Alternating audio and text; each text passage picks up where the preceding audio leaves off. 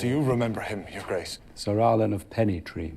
He never won a tourney that I know, but he never shamed himself either. Episode 2 confirms something massive. Ser Arlan isn't the knight Dunk remembers. This episode also provides us our first looks at the silver stack coin, which is wrong by the way, all three of the Kingsguards, flags to cheer for the champions, and Prince Maekar's dagger, which has the same design as Daeron, Aerion and Daemon Targaryen's daggers. We also get some blink and you miss it kind of fast-paced jousting scenes, which I will explain later. In this video, I'll break down every scene, compare it to the books, uncover tiny details, and show you how episode 2 proves that Dunk is an unreliable narrator. So stay tuned for that.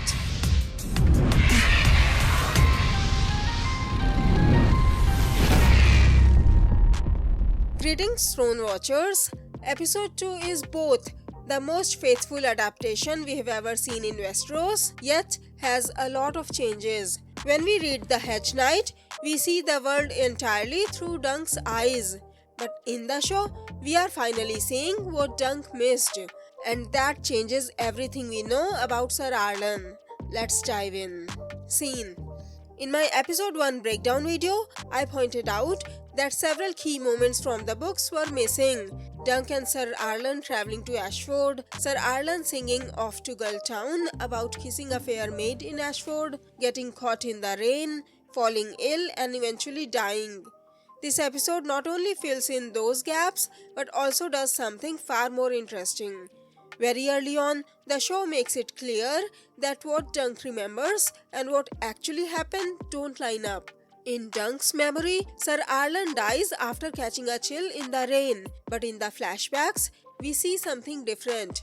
Ser Arlan has a cut on his arm, which he actively hides from Dunk. The implication is clear. Ser Arlan likely didn't die from the chill at all, but from an infection. But Dunk doesn't know about that. The episode opens with these flashbacks, intercut with Dunk approaching various houses, asking if anyone remembers Ser Arlan of Pennytree, not even Lord Leo Tyrell. And that contrast is intentional. I have been saying this since episode 1, and this episode only strengthens that idea. Ser Arlan was not the great knight or even the great man that Dunk believes him to be. Dunk remembers Ser Arlan as a capable fighter, a mentor who always meant to knight him, a man whose beatings were somehow deserved. But what we actually see contradicts that. Dunk easily defeats Ser Arlan in the flashback. Ser Arlan stays silent when Dunk asks about being knighted. Dunk reframes abuse as discipline, and Ser Arlan's flaws are repeatedly softened by Dunk's memory. Dunk isn't lying to us. He is remembering through rose-colored glasses. The two versions of Ser Arlan simply do not match, and honestly, that disconnect really bothers me in a good way. What do you think?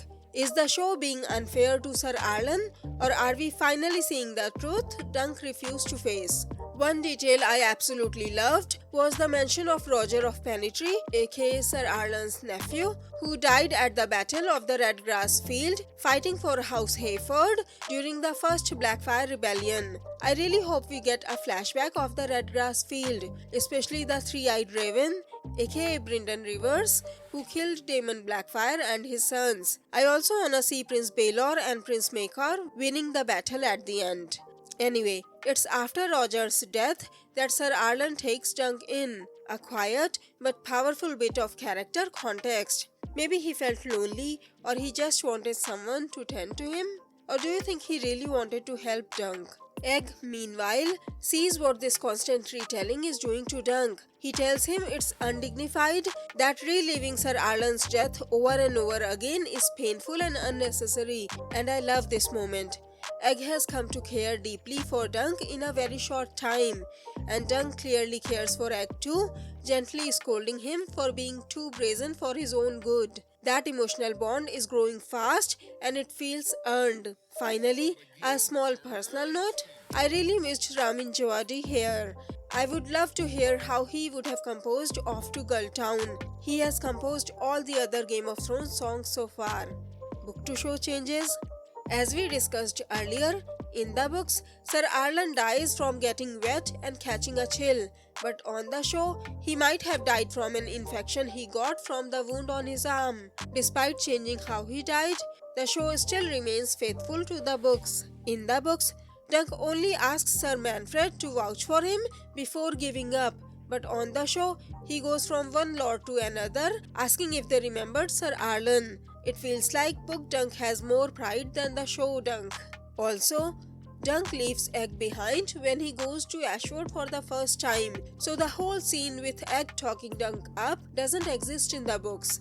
As for details, first, a naked girl and Ser Arlan's pattern. In this shot, in the flashback scene, we see Ser Arlan giving coin to an old man. Once you zoom in the background, you can see a naked girl covering herself with a blanket. In the very first scene, Ser Arlan was with another young girl inside yet another cottage. This seems like a pattern for him, as he was also thinking about going to Ashford to kiss a fair maid, which means there is a possibility that the old man Ser Arlan was giving money to could have been selling his daughter or something, and Ser Arlan was paying him for spending the night with the girl. And Dunk might have just seen Ser Arlan giving money to the old man and would have thought he was helping the poor or something. Even if he hadn't, he would have preferred to think that. Next, the silver stack coin and why it's wrong. In this same shot, when you zoom in on their hands, the money Ser Arlan is giving looks like a silver stack to me. A silver stack should have a Targaryen king on one side and a stag on the other, but this design looks more like a tower than a king's face or a stag to me. And we know it's not a golden dragon or a copper penny because I've already discussed them in my previous video. What do you think it is? We see another silver stag when Dunk pays to Steely Pate. Here, you can clearly see the 7-pointed star on it, which is supposed to be on the copper penny, not the silver stag. Third, penny tree symbol on Ser Arlan's collar. In this shot, you can see a tree on Ser Arlan's collar. Is it depicting penny tree or something?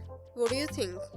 Fourth, Leo Tyrell sharpening his sword. In the next shot, you can see Leo Tyrell, who was King Darren's most powerful supporters during the first Blackfire Rebellion, sharpening his sword while wearing an apron. Leo is also wearing a flower-shaped ring. His dagger is lying on the table next to him, and the guy standing next to him is also the one who participated in the tug-of-war game.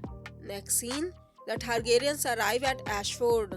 While Duncan and Egg are talking, the Targaryens arrive at Ashford Castle. Suddenly, Egg gets nervous after seeing the Targaryen banners and decides to go back to the camp. Dunk leaves Chestnut with Egg and follows the Targaryen procession inside. The guard announces Prince Baelor with all of his titles: firstborn son of King Darren the Good, Prince of Dragonstone, Hand of the King, and the heir to the Iron Throne, etc. But when Prince Maekar arrives, he only announces him as an afterthought. And Maekar, not even a prince title? Seriously? And unfortunately, it feels like Prince Maekar is used to it. Now I can understand why he wants his son to enter the lists and win some glory, probably against Prince Baelor's son, aka against Prince Valarr. Dunk meets Aerion and the two Kingsguards, Sir Ronald Craighall and Sir Donald of Duskendale. Book to show changes. The guard doesn't announce Prince Baelor's arrival, but we can assume it happened off-screen, or rather off the pages. The subtle slight against Prince Maekar doesn't happen in the books either. Aerion's meeting with Dunk goes exactly like it did in the books, but after he leaves, the scene where Dunk tames Aerion's horse doesn't happen in the books, and the meeting with Sir Ronald and Sir Donald happens a bit differently without the arse joke. Seriously, what is it with Hira Parker and the poop jokes? I don't get it.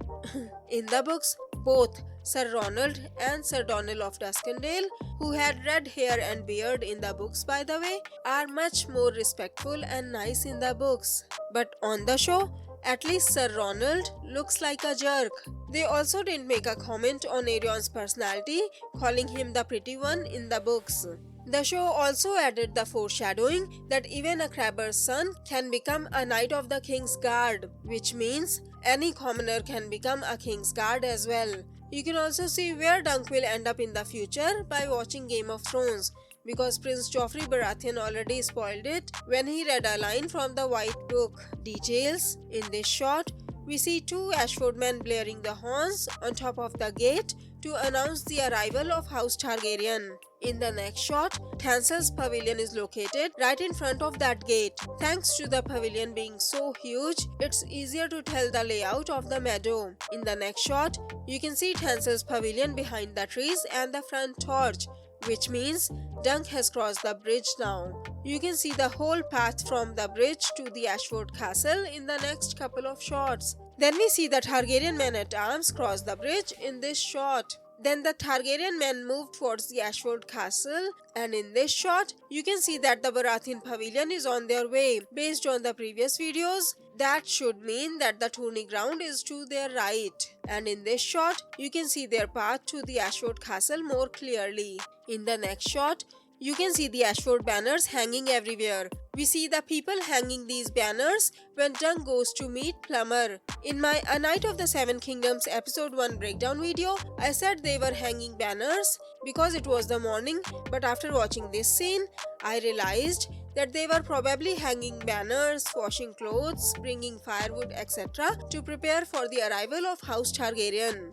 In this shot, Lord Ashford introduces his daughter, Gwyn Ashford, to Prince Baelor. The silver-haired guy behind them seems to be the same guy who was sitting next to Lionel Baratheon in the first episode. Do you think it's the same guy? In this shot, we see the book accurate armors of Sir Ronald and Sir Donal. Their breastplate has a 7-pointed star, their tassets are shaped like wings, and they have matching swords as well. But that's where their similarities end. In the books, both knights had similar personalities. All of them were nice and respectful to Dunk. But on the show, only Sir Donal seems to be nice, respectful, and well-kempt. As you can see, his attire is perfect. Whereas, the show Ronald is a bit rude and unkempt, as his belt seems to be a bit lopsided. I think it's just a way to show their different personalities. In this shot, we get our first look at Sir Willem Wilde, who seems to be waiting for Sir Donal. You can get a better look at Sir Willem in this shot. Also, you can see the pommel of Sir Donal's sword, which is just a simple circle and a line. Next scene, Dunk sneaks into the castle. Then comes the part I missed on my first watch, making me confused as to why Dunk would follow a random maid into the castle. But on my rewatch, I saw that after Sir Donal leaves, Dunk hears one of the maids yell that the princess needed their hands washed, and another maid yells back that she is on her way. So Dunk follows the maid carrying the water into the castle with the intention of meeting with the princess. And Dunk was calling egg brazen not too long ago. As if that wasn't enough, Dunk also overhears Prince Baelor and Prince Maekar's conversation about Prince Maekar's missing sons, Daron and Aegon. After he is spotted by Prince Maekar, Dunk tells them no knight remembers Ser Arlan. In short, Prince Baelor remembers Ser Arlan and vouches for Dunk. Gwyn Ashford, aka the Fair Maid, has told Dunk that the young princes are missing and might be dead. And Dunk the Lunk believes what a kid has told him and tries to console Prince Maekar by saying he trusts the princes aren't dead. The look on Prince Maekar's face was priceless. Before Dunk leaves, Prince Baelor reminds him to change his sigil, as only a true-born son can inherit a knight's sigil. Book to show changes. In the books, Dunk goes to Plummer's chambers first, and when he doesn't find Plummer there, only then he goes looking for him in the castle and accidentally stumbles upon the Targaryens. He doesn't go there with the intention of meeting the princess as he does on the show. The whole scene with the fair maid was not in the books either. The books also didn't say anything about King Daron forcing the Targaryen family to attend the tourney at Ashford. I don't know why the show would make it look like the Targaryens weren't happy to be there. Dunk's meeting with Prince Baelor and Maekar was really close to the books, but I kind of missed Prince Baelor saying, "and as strong as an oryx, no doubt." When Dunk had told him, the old man used to say that Dunk was as stupid as an oryx. Details. In this shot, you can see the Ashford sun in decorations all around the room, be it the pillar, below the table, etc. It's similar to how we find dragon designs everywhere in the Red Keep and Dragonstone, which I've discussed in my House of the Dragon and Game of Thrones breakdown videos. Also, I mentioned in my trailer breakdown video that Prince Baelor's dagger seemed really simple. Now we get a different angle of it, and even though the dagger is simple, the sheath has the three-headed dragon of House Targaryen on it. In this shot, you can see Prince Maekar standing next to a window. If you'll zoom in, you can see the pommel of his dagger's hilt, which is the same as Daron, Aerion and Daemon Targaryen's daggers. I've said this before, that Aerion was trying to copy Daemon. But now, is their whole family trying to copy Daemon? With the exception of Aegon, of course. At least Prince Maekar's feelings towards Baelor is similar to what Daemon felt for Viserys. Kind of a mixture between love and envy. Why do you think all of their daggers have the same design as Daemon's? Let me know in the comments below. You can see a different angle of this dagger in this shot. And in this shot, you can see the maid who Dunk followed, the Ashford sun beneath her feet, and the seven-pointed star surrounding it. You can get a better look at the sun and star in this shot. Behind them, you can also see the carvings of what looks like a battle to me. In this shot, if you zoom in, it seems like two armies are charging towards each other and clashing at the center, where you can see two shields against one another. At both sides, we see knights riding horses. We can get an even closer look in this shot. We have seen similar carvings showing Aegon the Conqueror and other Targaryen kings' stories on the columns in the throne room in House of the Dragon Season 1, which I had discussed in detail on our A Watch Party of Ice and Fire podcast. We also see the carvings of dragons and werewolves in Harrenhal, which I have discussed in my House of the Dragon Season 2 Episode 5 breakdown video. I wonder what is carved here. Could it be House Ashford's history? What do you think? Next scene, Florian the Fool and Tanselle. Dunk returns to find Egg watching Tanselle's play Florian the Fool. Florian was another legendary figure from the Age of Heroes. That makes it two figures from the Age of Heroes. Servant of the Mirror Shield, whom we saw in the first episode, and Florian the Fool. I've already mentioned in my previous videos that this story was Sansa's favorite, and Ser Dontos had called himself Florian and Sansa Jonquil to earn her trust. Also, this was the very song that Sansa had offered to sing to the Hound, but the Hound had declined it. And did you know that Jon and Robb, when they were young, used to pretend to be Florian the Fool, among many other legendary heroes, while they were playing? Coming back to A Knight of the Seven Kingdoms, I mentioned in my trailer breakdown video that Dunk was holding someone's head and was looking angry in the rain. Based on the head, I had assumed that one of the puppeteers will be beheaded by you-know-who. Well, someone will get beheaded. But it will be our brave romantic hero, Florian the Fool's head, that will say farewell to its body. So I guess the show will remain faithful to the books and won't change that part. Then Dunk gives Tanselle a coin and asks her to paint his shield. Egg helps him come up with a new sigil, and with Tanselle becoming the best wingman Westeros has ever seen. Can you think of any other good wingman? Book to show changes. In the books, Egg doesn't help him out with his flirting. Like when Dunk stops after saying, "You're just right for," Dunk is the one who says puppets, not Egg. But I like the show version more on this one. On the show, Egg saves Dunk's ass multiple times when dealing with Tanselle, and Dunk even asks Egg's advice. And of course, the puppets in the books are small, and Tanselle manipulates them with her fingers.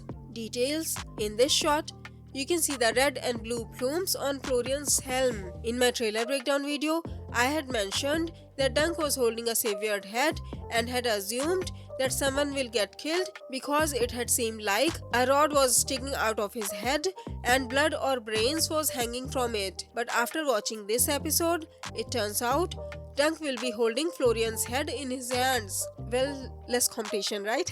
What I thought was blood and brains were actually these red and blue plumes on his head. And in the next shot, You can see people watching from the back of the pavilion as well, and one of the actors is holding a wooden sword. We see this same wooden sword later in this shot along with Tanselle's feather crown and some other clothes. So they are still putting their stuff back in the chest when Dunk and Egg come to meet her. Then we see Florian looking sad because he sees Jonquil flirting with Dunk the Lung.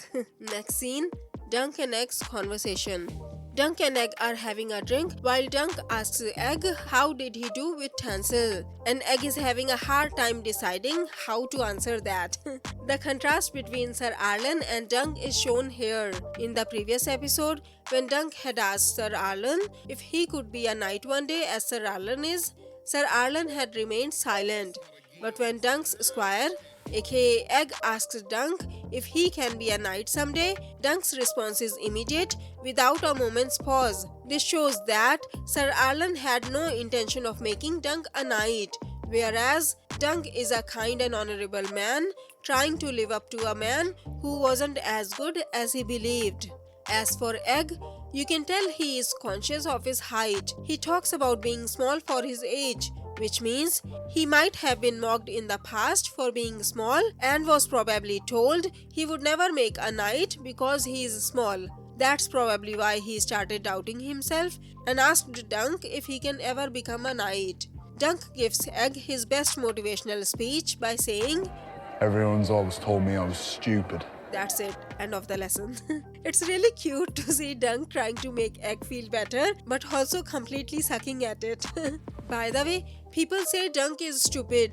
Assuming that's true, do you think Dunk was stupid, or rather less intelligent or a simple guy because of his giant's blood? So far, anyone with giant's blood wasn't exactly the most brilliant person we have seen. Dunk, Hodor, Brienne, etc. I know Brienne is not stupid, but she occasionally gets stupidly stubborn and makes irrational decisions based on her heart. But that could just be Dunk's blood in her veins. So what do you think? But in my opinion, Dunk is just a naive and innocent guy in the cruel, rotten world of Westeros. So it's no wonder other people think he is stupid for trying to do the right thing. Some people had even called Ned Stark stupid because he was honorable as well. Then Lionel Baratheon comes and asks Dunk to join his team for the tug-of-war game. Thanks to Dunk's monstrous strength, they win the game. Book to show changes? This whole scene never happened in the books. Details: as you can see here, the game takes place next to Cockelswent, which is a vessel stream of the river Mander. You can also see the bridge to the tourney grounds behind them. You can see that bridge more clearly in this shot.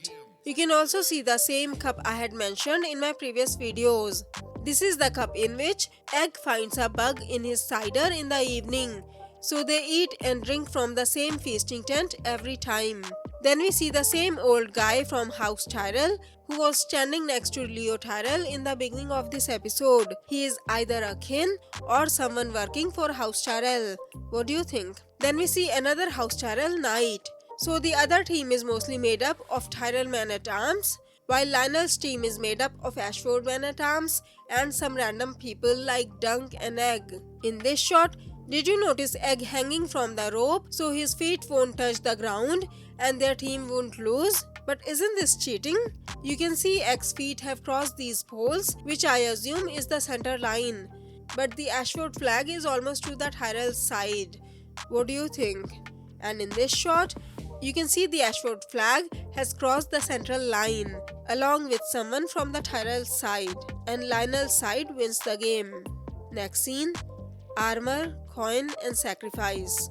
After that, Dunk goes to Steely Pate in the evening and orders an armor, greaves, gorget and great helm. Steely Pate agrees to sell the armor for 600 stacks and Ser Arlan's armor. Dunk has no choice but to sell one of his horses if he wants to have enough money to buy the armor. That's why Dunk stands in front of the tourney ground looking sad and says goodbye to Sweetfoot. I've already explained why he picked Sweetfoot by the process of elimination in my previous videos, and then he takes her to the stables and sells her. Then Dunk and Egg go to a tent to drink cider when Dunk tells Egg if he becomes a champion, a great noble house might hire him, perhaps even House Targaryen, and Egg says, Do you think the dragon would hire a Hedge Knight? It almost feels like either Egg thinks House Targaryen would never hire him, or he doesn't want Egg to be hired by House Targaryen. Why do you think Egg said that? Book to show changes? Once again, this whole tug-of-war scene never happened in the books, but it's still in line with their characters. As for Steely Pate, in the books, the first thing Dunk does is go to Steely Pate to buy an armor. But on the show, it makes sense that he would only go there after he got the permission to enter the lists. As for Sweetfoot, in the books, Dunk takes Sweetfoot with her to Ashford Castle to sell her, but Ashford's Master of Horse declines, sending him to Henley, who buys Sweetfoot for 3 golden dragons along with some stacks and coppers. According to a wiki of Ice and Fire, 1 golden dragon equals 210 silver stacks. So for Sweetfoot, Dunk gets 630 stacks worth from the golden dragons, along with some extra silver stacks and copper pennies. Enough for him to give some back for Sweetfoot's oat and apple. Details. In this shot, you can see that Steely Pate has set up his stall right next to Tanselle's pavilion. As I mentioned earlier, Dunk gets 1 day to reserve his armor for 2 silver stacks. As you can see here, it has a 7-pointed star on it, which is different from the books. In this shot, you can see a wagon behind Steely Pate's stall. His stall seems to be a mobile stall, so he can move and set up somewhere else anytime he wants. In this shot, you can see the tents I discussed in my previous videos. That is, 2 Ashford tents for Andrew and Robert Ashford, 1 for Sir Humphrey Harding, 1 for Valarr Targaryen. There's 1 more tent behind the knight's statue, which looks to be red in color with a lion's head on top, but it's too blurry to know for sure. Which house do you think it is? In the next shot, you can see that Dunk is carrying a blank shield, as he has given his to Tanselle to paint it. Next scene, the Ashford Tourney. Then the tourney starts at night. Since the show didn't explain the rules here, I'll do it. The tourney is hosted to celebrate the 13th name day of Queen Ashford, aka the Fair Maid. But the funny thing is that she is not even present at the tourney. She will sit by her father's side as the reigning queen of love and beauty. 5 champions wearing her favor would defend her. Everyone else will be challengers. And if anyone who defeats one of the champions would take their place and will become a champion himself. At the end of the 3 days, the 5 remaining champions will determine whether the Fair Maid retained the crown of love and beauty or whether another would wear it in her place. We all know who Dunk would crown as the Queen of Love and Beauty if he ever won. Hopefully, this title at least won't cause a war that destroys the dynasty. Dunk carries Egg on his shoulders, just like in the books, but that's where the similarities end. We have the same matchups as in the books, but the champion seems to be different. Whoever wins here, we know who will be joining as one of the champions on the next day. We have already seen him in the trailers. I'm a little bit confused about why the tourney was starting at night here, but we get to see a lot of things happening in the tourney really fast, so I'll break them down in a minute. Book to show changes. In the books, the tourney takes place during the day and ends by evening.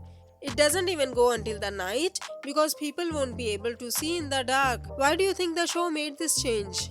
As for the 5 champions, the original 5 champions in the books are Andrew Ashford, Robert Ashford, Humphrey Harding, Prince Valarr and Leo Tyrell. But as you can see here, out of the 5 book champions, an Ashford, Sir Humphrey and Leo Tyrell are riding on one side, while Prince Valarr and one of the Ashfords are riding on the opposite side. Is it because they got delayed? Because we do see their tents on the champion's side, but Leo Tyrell doesn't seem to have a tent there. What do you think is happening here? Also, Lord Tully doesn't eat a raw fish in front of a crowd. In the books, when Dunk asks Egg about Prince Valarr, Egg says Valarr, and Dunk scolds Egg to call him Prince Valarr to give him respect. I'm sad that they cut that out because it also serves as a clue to someone's identity. In the middle of watching the tourney, Egg feels conscious about his height as he realizes he has to take Dunk's help to even watch the tourney. So he asks Dunk to put him down and goes in the front to watch the tourney. But if he wanted to hide from the nobility or royalty, that would have been a poor choice because they were literally sitting across from him. While watching the tourney, the truth finally hits Dunk. After Egg leaves his shoulders, Dunk suddenly remembers Ser Arlan's death. Did Egg's leaving made Dunk feel lonely? And is that why he suddenly started remembering Ser Arlan? What do you think? Details. In this shot, you can see the sigils of House Ashford and House Beesbury outside the gates. In one of my previous videos, I had thought it was a Lannister sigil, but it's actually Ashford. In the next shot, you can see the two sides from where to watch the tourney. One is for the small folks, and the other side, with the raised dais and the stands, is for knights, lords and princes. We can see an orange pavilion, which looks like Tanselle's pavilion, and there's also a bridge in front of it. But since we already saw the layout of the tourney grounds, I don't think it's the same bridge. As I discussed earlier, the tourney ground lays to the right of the gates, almost in front of Lionel's pavilion. So it makes sense that Tanselle's pavilion would be visible from the tourney grounds. By the way, I can't figure out what's to the right of the screen on top of the lake. If you can figure it out, let me know in the comments below. In the next shot, we see small folks waving 5 different types of flags for 5 different types of champions. Yellow and black flags for Baratheon, red and gold for Lannister, orange and something, probably gold, for Ashford, blue and red for Tully, and red and black for House Targaryen. This is the first time we are seeing these types of flags. You can see Maekar Tully waving a fish before biting it. If you'll take a closer look at his horse's collar, you can see that the design is almost exactly the same as Brynden Tully's, aka the black fish's armor. You can see the same design on Maekar Tully's neck as well. In this shot, you can see Leo Tyrell and one of the Ashfords. The small folks have gathered in huge quantity, and above the small folks, right next to the trees, there seems to be 2 lights. I think it might be the lighting or something else shown by mistake. But what do you think it is? In the next 2 shots, you can see the lances of the knights. In this shot, you can see Leo Tyrell's or Abelar Hightower's green lance and Ashford's orange lance, Lionel Baratheon's yellow and black lance, and next to that is a Lannister's red and gold lance. In the next shot, we see a Lannister or Ashford's lance, Humphrey Harding's, Lionel Baratheon's, and Valarr Targaryen's lances as well. Then the jousting starts, and in this shot, we see a squire giving a lance to Daemon Lannister, since you can see the center gate behind him. In a later shot, we can see his great helm and his shield. His great helm is shaped like a lion, probably because Daemon Lannister is the Lord of Casterly Rock now. In this shot, we see Maekar Tully's squire handing him his shield and lance. Then we see the shields of Leo Tyrell and Abelar Hightower, who can't be on the same side if the show had followed the books, since Leo Tyrell was an original champion. In this shot, we see Valarr Targaryen passing in front of the Baratheon and Fossway banners. I had mentioned these banners in my previous videos. In this shot, we can get an even better look at the Fossway banner. In the next shot, we see Prince Valarr's armor.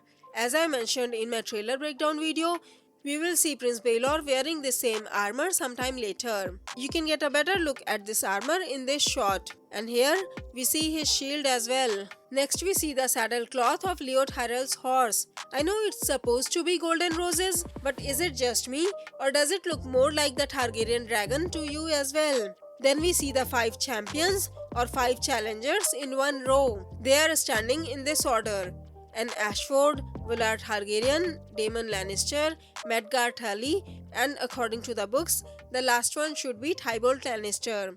In this shot, we see a shield statue with what looks like a Bolton sigil, that is, an upside down flayed man. In my behind the scenes trailer breakdown video, I mentioned House Stark's sigil on one of these shield statues and what could have been Harrenhal.